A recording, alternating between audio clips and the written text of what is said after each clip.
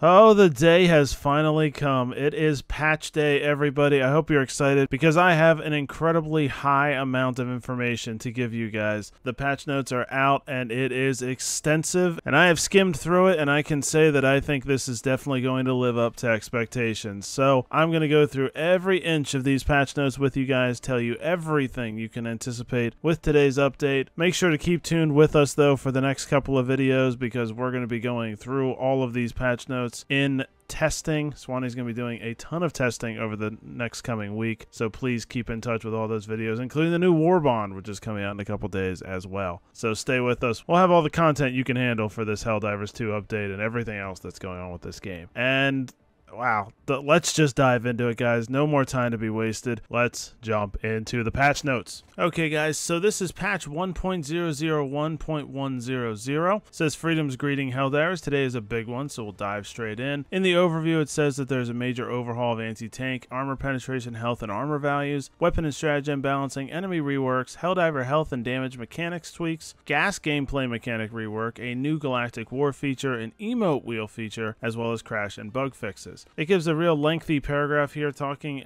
basically about a general summary of everything that we're going to see here. The only thing in this that is not something that we're going to be going over in the patch notes is really in that final paragraph where it says, "We want to assure you that your feedback remains essential to us. Please share your thoughts on these updates as we are actively listening. We plan to conduct another balance pass by day 60 of our commitment to ensure we're aligning with what you need for the best possible experience and to address any concerns or adjustments required. Your insights will be invaluable in refining these changes and making sure the game remains engaging and enjoyable for everyone." So it does look like they already have another balance patch planned for about a month from now, because I think the 60 days will end in about early to mid-October. So it looks like we can expect more changes coming in about 30 days or about 3 or 4 weeks. So that's also kind of exciting. So even if there's issues with this patch, it won't be too long before we get another one. All right, so let's jump into the nitty-gritty of these patch notes, starting with balancing. It says general. Previously, partial damage dealt 50% of full damage, which we found to be overly punishing and reduced effectiveness too much, leading to an excessive reliance on high armor penetration weapons. We've now increased partial damage to 65% of full damage to address this issue. Additionally, the Helldiver now takes less damage from headshots, which previously dealt 100% extra damage, but now only inflict 50% extra damage. Damage from hits to other body parts has been slightly increased depending on the area hit. This adjustment aims to normalize overall damage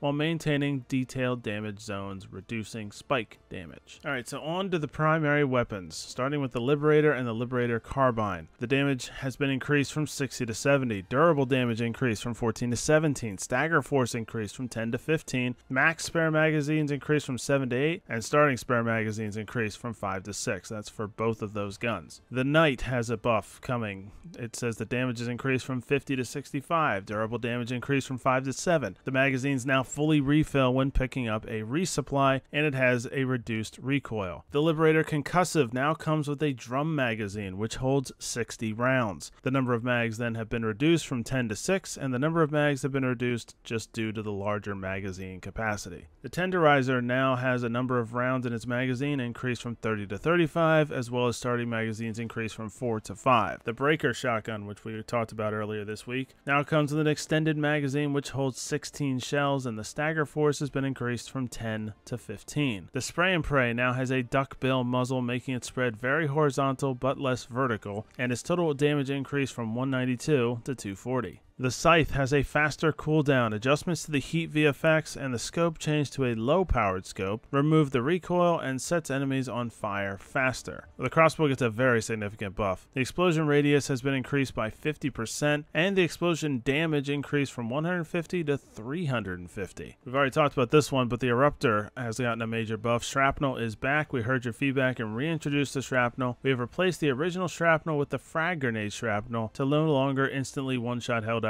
with the exception of the occasional unlucky headshot. Shrapnel projectiles amount are set to 30. Shrapnel damage is set to 110. The explosion damage decreased from 340 to 225, and they also increased the amount of shrapnel, while the explosion radius has been increased by 33%, 17% for inner radius, and 50% for outer radius. The Defender has a buff with the damage increase from 70 to 75, with durable damage increase from 7 to 8. The Liberator Penetrator has had its damage increase from 45 to 60. The The Diligence gets its damage increased from 125 to 165, with durable damage increasing from 32 to 42. The Counter Sniper got its damage increased from 140 to 200, durable damage increased from 14 to 50, and Stagger Force increased from 15 to 20. So very significant buffs there for the Counter Sniper. The Blitzer now has a weak stun effect that builds up per shot on its targets. The Torture has its damage increased by 50%. You're going to see this line a lot in these patch notes. The Flamer mechanics reverted to before the Escalation of Freedom update, and it's increased AP from 3 to 4. Now for the Sidearms, starting with the Peacemaker, it's got an increased max spare magazines from 5 to 6. The Dagger now has a bit of a buff as well. It gains heat more slowly, remove the recoil, the damage increase from 200 to 250, sets enemies on fire faster, and has adjustments to the heat VFX. And then the Crisper has its damage increased by 50%. You see the Flamer mechanics being reverted, as well as an increased AP from 3 to 4. Let's go on to the support weapons, starting with the Grenade Launcher. The starting spare magazines have been increased from 1 to 2. Max spare magazines increased from 2 to 3, and the explosion radius has been slightly increased, so a nice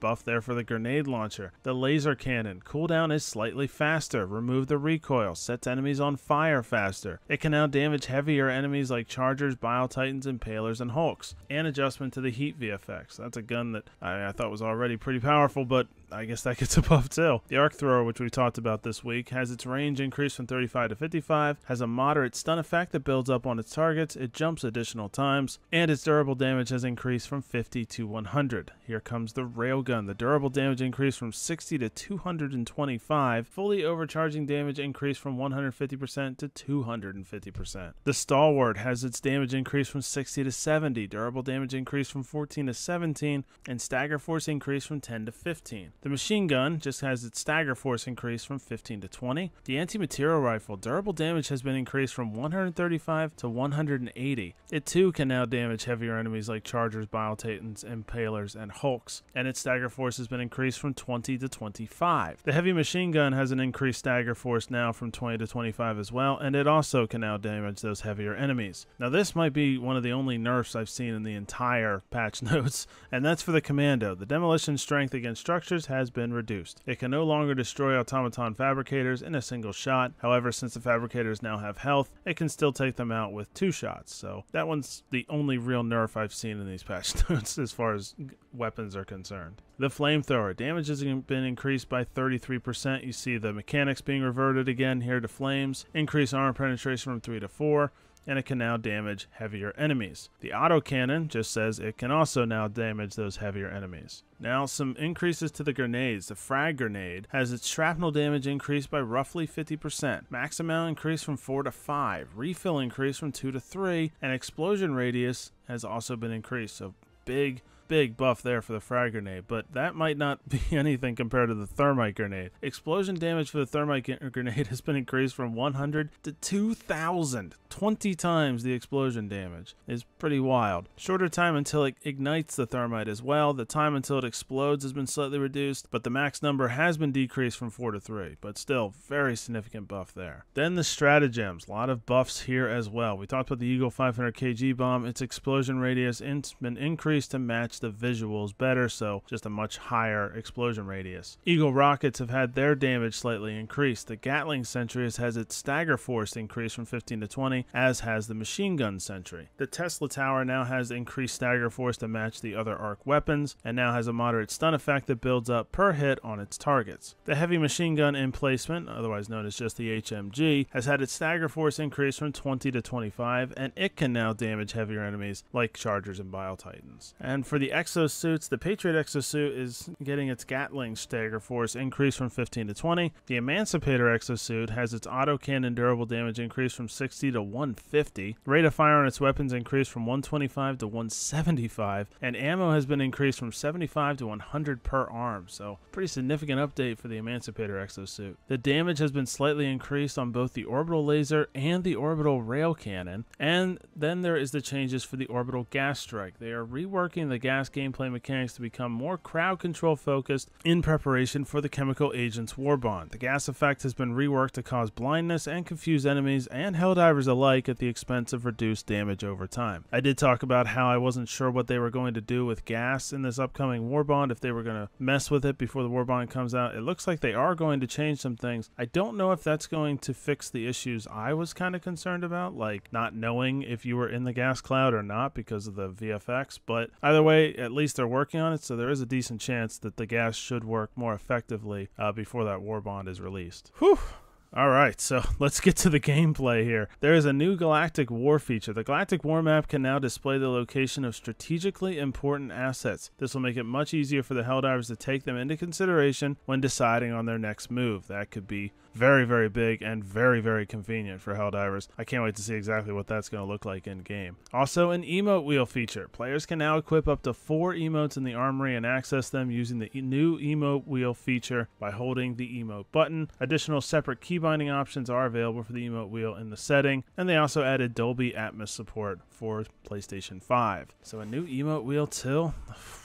Man, there's just so much to be excited about right now. Okay, so then we get into the enemies. The enemies are getting some pretty significant nerfs. I guess if there are nerfs in this update, this is where the nerfs are, but obviously that's a buff for the Helldivers. Starting with the Automaton Fabricators. The Automaton Fabricators now have health and armor in addition to their existing destruction system. This means that while many high armor penetration weapons can still destroy them, it may take multiple hits to do so, depending on the weapon used. Added effects to clear or showcase their health state. So it does look like you'll be able to actually tell how many shots it's going to take to blow up a fabricator, which is an interesting change. All versions of the Hulk have had their armor reduced from 5 to 4. The back weak spot has become slightly more durable, and the back weak spot health, though, has decreased from 1,000 to 800. The Hulk Bruiser has had their rocket launcher replaced for an energy-based cannon, and has had it increase how frequently the Hulk Bruiser shoots. So, an interesting change to that enemy overall. I'm kind of curious what that's going to look like. The tank has actually had a very slight buff here, with the front armor being increased from 5 to 6. But then there's the Berserker, whose head health has been reduced from 150 to 125, main health reduced from 1,000 to 750. The abdomen is now a weak spot, and the chainsaw damage has been increased. So a little bit of buff and a nerf to the Berserker. Easier to kill, but when it gets to you, it does more damage. All versions of the Devastator have had their main health reduced from 800 to 750. The Devastators now flinch when they're hit, causing their aim to worsen, similar to the Conscripts. The intent is to make them easier to manage if you keep applying damage. That could be a very big deal, especially with heavy Devastators and stuff. If you can at least get them to stop shooting sometimes, that would make a pretty big difference. Here's that Rocket Devastator stuff we talked about, or they released earlier this week, saying they now have a limited number of rockets and you can see them disappear when they are spent. They've added a reload mechanic from their backpack to replenish their rockets once, and the rocket physics collision is smaller, making them easier to avoid, so pretty significant nerf to the Rocket Devastator. Gunships have also gotten a nerf. They now have a limited amount of rockets, and the rocket physics collision is smaller, making them easier to avoid. Now to the Charger. Pretty big changes to the Charger, so listen up for these ones. This is a big difference. The armor has been reduced from 5 to 4. The butt weak spot health is decreased from 1100 to 950, and the butt weak spot is slightly less durable. The belly armor has been reduced from 4 to 2.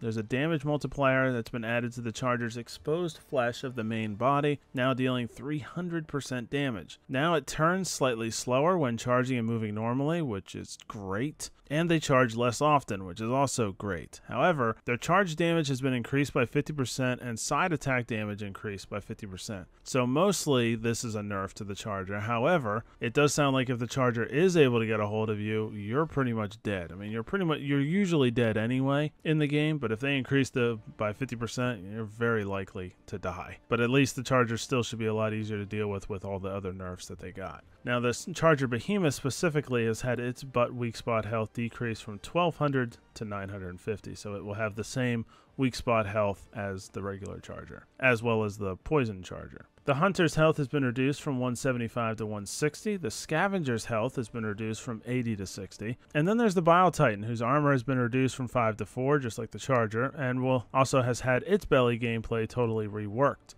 The belly armor has been reduced from 4 to 2, and they've introduced a separate belly health pool once the outer belly layer has been destroyed. Destroying the exposed belly health pool kills the Bile Titan. So this is totally different. I don't know exactly how that's going to work. It kind of almost sounds like if you shoot out the belly that Biotitan just dies, but I'm not sure if that's what that means or not. Either way, the Biotitan is going to get reworked strongly and is getting a massive nerf. Should be way easier to deal with. Then there's the Impaler. It's having its armor reduced from 5 to 4. Previously, the Impaler could only retract its tentacles once during its entire lifetime when threatened. Now it can do it several times. Its tentacles pursue you over a shorter distance from the Impaler and prioritize players nearer to the Impaler. If the Impaler can't see an enemy, it will retract its tentacles after a brief period. Does sound like some pretty significant and important nerfs that the Impaler is getting. Then there is the Impaler Tentacles, which has had its tentacle damage actually increased. They have had a reduced camera shake when there is the tentacle attack, and the tentacles require less damage inflicted on them to retract, so they do more damage and take more damage at the same time. And then planets and modifiers. The intense heat and extreme cold modifiers are no longer static throughout the entire mission and may now change based on time of day or different weather conditions. Some desert planets will now only have the intense heat modifier active during the day. This means that during night the planet will either have no modifier or in some cases have the extreme cold modifier. Arid planets similar to the Hellmire planet will now only have the intense heat modifier active during fire, tornado, storms. Very interesting environmental changes right there, especially the desert planets sometimes being extremely cold at night, which would be pretty accurate of deserts. So yeah, that's pretty interesting. So then we come to the fixes. Now it says at the very top of the fixes they fixed per weapon aim mode not saving correctly. So it says this patch will clear all the saved aim modes, but everything should work correctly afterwards. So this has been an issue since the game came out, and it looks like they have gotten that fixed. So I'm not going to read through all the crash fixes here, although I am going to point out for those of